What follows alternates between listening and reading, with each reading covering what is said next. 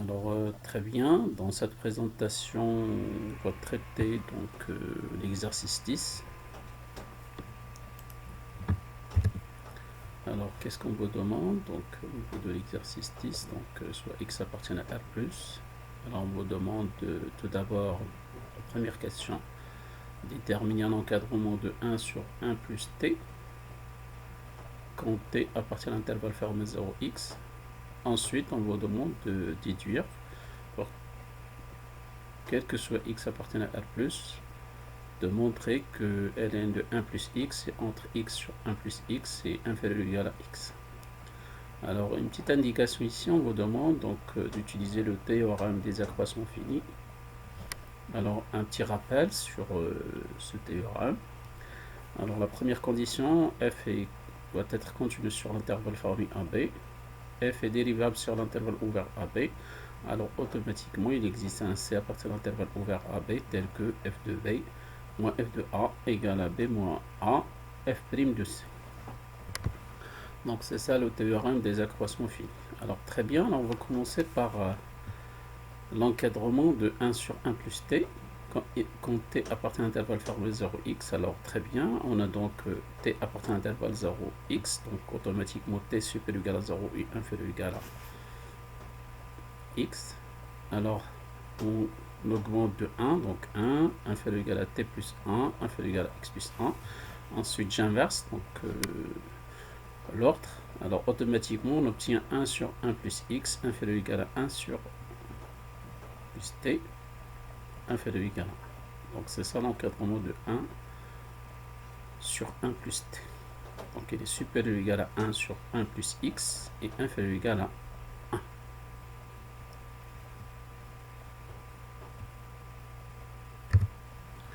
Alors on va commencer par la première façon en utilisant une déduction de la question 1, ce qu'on vient de montrer. Alors on vous demande de montrer quel que soit x appartient à R+, alors ln de 1 plus x est inférieur ou égal à x et supérieur ou égal à x sur 1 plus x. Donc alors on va commencer par la première manière, en utilisant une déduction de la première question. Alors on considère donc la fonction ft égale à ln de 1 plus t, quel que soit t appartient à l'intervalle fermé 0 x, avec x appartient à R+. Alors tout d'abord, on constate que f est continu sur l'intervalle fermé 0x, et f est dérivable sur l'intervalle ouvert 0x.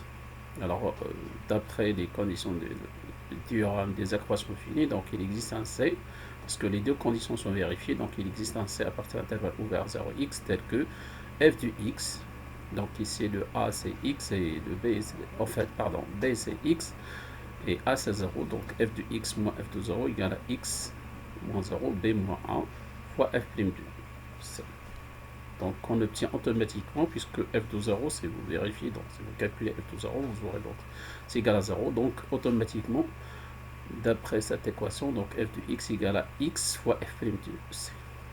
Alors déjà, si vous calculez f' de c, alors on obtient égal à 1 sur 1 plus c. Donc ça entraîne, on peut déduire facilement que f de x égale à x sur 1 plus c. Parce que c'est f de x égale à x fois f' de c. Et f' de c, c'est 1 sur 1 plus. Voilà. On obtient f de x égale à x sur 1 plus. Alors, d'après la première question, simplement, on a déjà le 1 sur 1 plus x inférieur ou égal à 1 sur 1 plus t inférieur ou égal à 1. D'après la première démonstration de la première question, on multiplie par x, parce que c'est x est positif. Donc on obtient le x sur 1 plus t supérieur ou égal à x sur 1 plus x inférieur ou égal à x, avec t à partir de l'intervalle fermé 0x. Alors, quel que soit t à partir de l'intervalle 0x, en particulier pour t égale à c. Alors on prend le t égale à c. Alors automatiquement, qu'est-ce qu'on obtient d'après cette inégalité? Donc on obtient tout simplement x sur 1 plus x inférieur ou égal à x sur 1 plus c, ce qu'on remplace t par c, voilà, inférieur ou égal à x. Alors automatiquement, x sur 1 plus x inférieur ou égal à x sur 1 plus c, c'est tout simplement f de x. Donc f de x inférieur ou égal à x. Donc Alors ensuite on remplace f de x. Alors f de x est égal à quoi? Donc puisqu'on a posé donc f de t égale à ln de 1 plus t, donc automatiquement f de x égale à ln de 1 plus x. Donc par conséquent, donc on peut déduire les inégalités. Donc x sur 1 plus x inférieur ou égal à ln de 1 plus x inférieur ou égal à x. Voilà, pour la première façon. Alors, très bien, maintenant on va passer à la deuxième façon, donc la deuxième manière. Donc, alors la deuxième manière, on vous demande donc de démontrer donc x sur 1 plus x, donc inférieur à ln de 1 plus x inférieur ou égal à x, mais sans passer par la première question, sans utiliser donc l'encadrement de t. Donc voilà. Donc cet encadrement. Alors, très bien, alors, on va faire donc ici donc deux cas, on va envisager deux cas. Alors on va montrer tout d'abord ln de 1 plus x inférieur ou égal à x, cette inégalité, quel que soit x appartienne à R+. Alors on considère dans ce cas 1, donc f de t égale à ln de 1 plus t moins t. Très bien.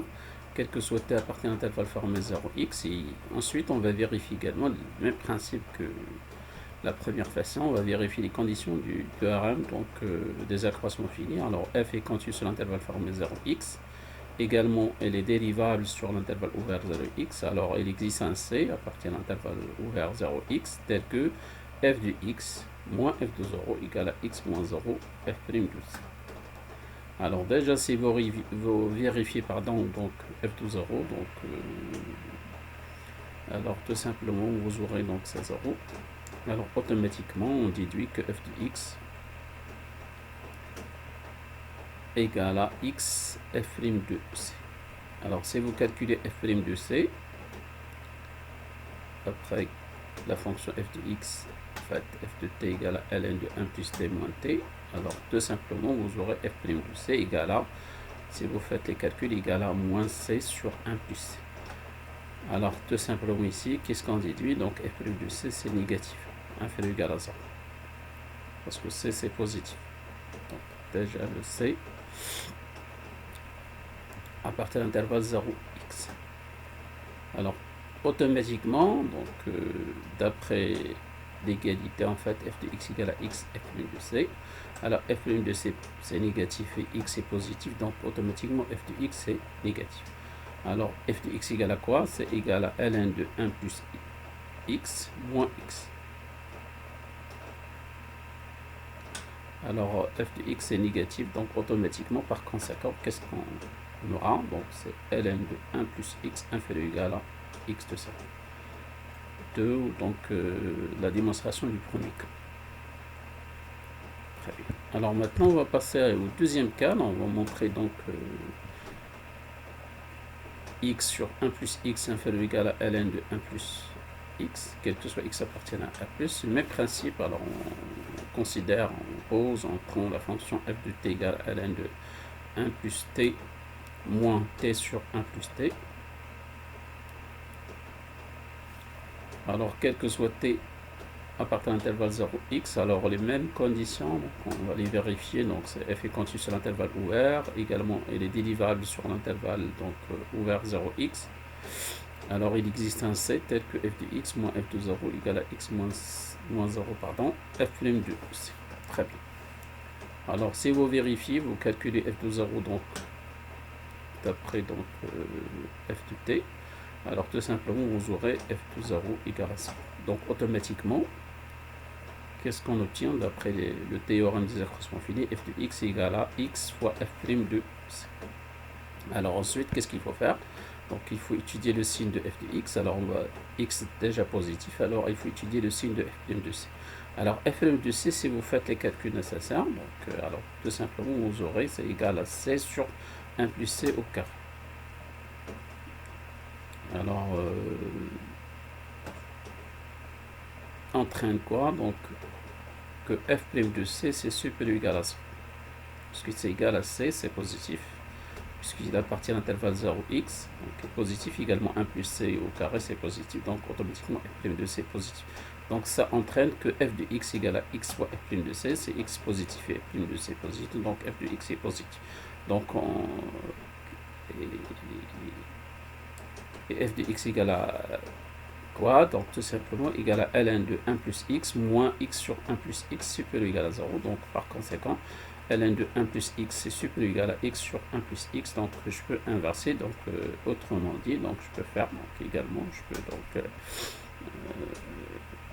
écrire donc c'est x sur 1 plus x inférieur ou égal à ln de 1 plus x. Donc automatiquement la conclusion générale, qu'est-ce que soit x appartient à f plus x sur 1 plus x inférieur ou égal à ln de 1 plus x inférieur ou égal à x. Et je vous remercie.